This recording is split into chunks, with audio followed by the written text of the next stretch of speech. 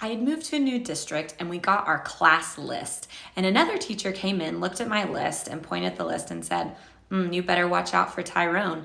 He was in the principal's office every single day last year. Good luck. And although I hate when teachers do that, I have to say that this baby lived up to those expectations. He led the class in the rebellion of, this is stupid and we're not gonna do this. For weeks, I would go home in tears because I just didn't know what to do. And one day, whenever I was on recess duty, I noticed that he played basketball and he was really good at basketball.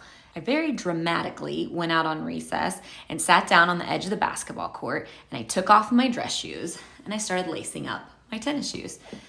"What are you doing out here, Miss O?" And I just looked at him and said, "I'm here to play ball." Now I'm 5'1", and in most circumstances that does not serve me well. But whenever you're playing basketball with 6-year-olds, I was the best rebounder on the court. And listen, this was not fair, but I absolutely rebounded the ball, and every time I passed it to Tyrone. I rebound, Tyrone. Rebound, Tyrone. Suddenly, I wasn't the enemy anymore. I took time to care about what he cared about. And let me tell you, by the end of that academic year, that child was reading on grade level. He was one of the highest in my class in math.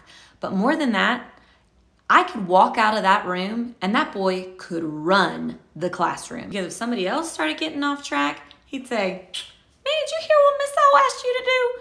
And he'd get them back on track. Those kids don't care what you know till they know that you care. Any child who's experienced trauma has experienced broken trust. Think about every kind of trauma you can imagine, and in there is broken trust. You can establish trust in relationships with kids that will take you further than anything else. Which goes back to trauma-informed practices are best practices for all kids. If you're interested in trauma-informed classrooms or just need a little teacher motivation, follow along with us.